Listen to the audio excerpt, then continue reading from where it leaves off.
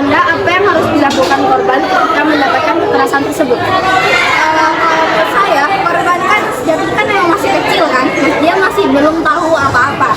Namun, menurut saya itu pribadi dari kita yang mengerti. Entah, biasanya kalau anak-anak seperti itu dia berpikir agak berbeda. Jadi kita sebagai orang dewasa yang lebih mengerti, sebaiknya kita merangkul anak tersebut, tidak tanyai dia itu kenapa.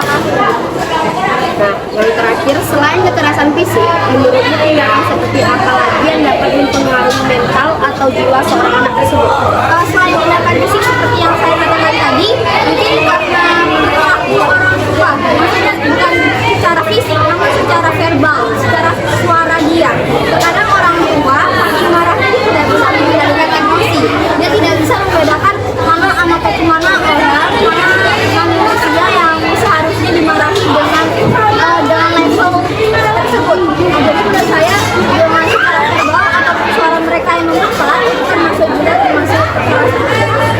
Baik, terima kasih untuk waktu yang telah diberikan kepada Suci terhadap kami. Kami akhiri batas wawancara kami. Wassalamualaikum warahmatullahi wabarakatuh.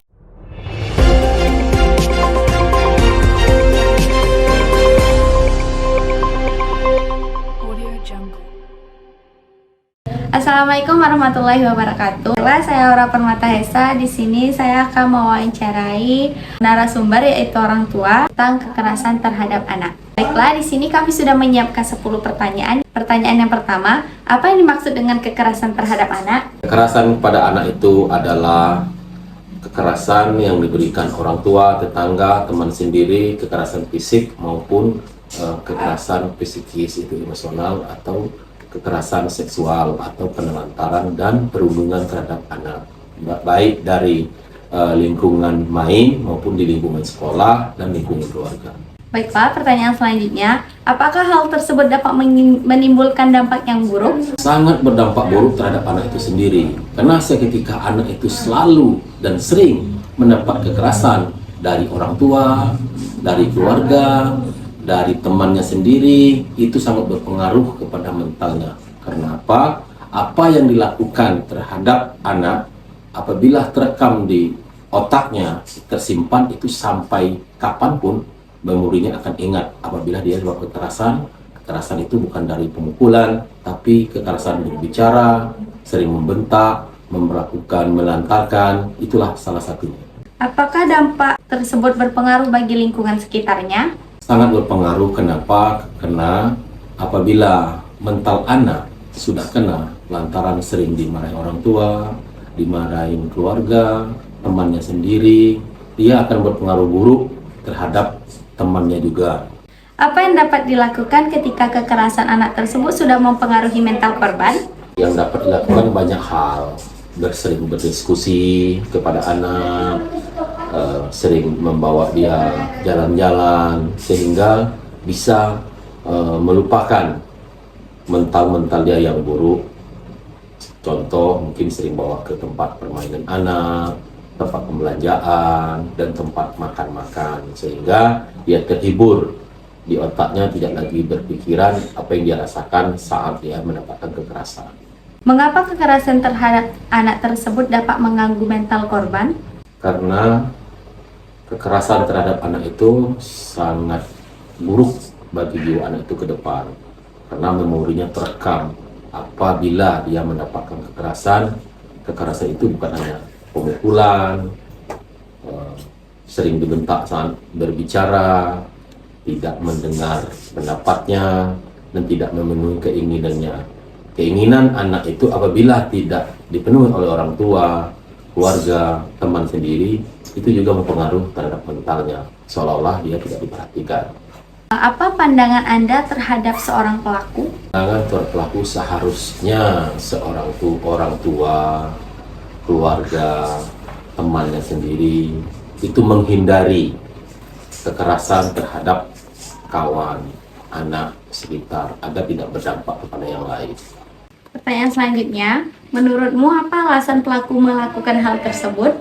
Karena pelaku kurang memahami dampak dari kekerasan anak itu sendiri, sehingga pelaku tidak memikirkan sebab akibat dari kekerasan kepada anak. Menurut Anda, tindakan yang bagaimana yang termasuk dalam kekerasan terhadap anak? Kekerasan itu ada 5. Yang pertama, kekerasan fisik. Yang kedua, kekerasan psikis, itu kekerasan emosional. Yang ketiga, kekerasan seksual pada anak. Yang keempat, kekerasan penelantaran pada anak. Yang kelima, kekerasan eksploitasi.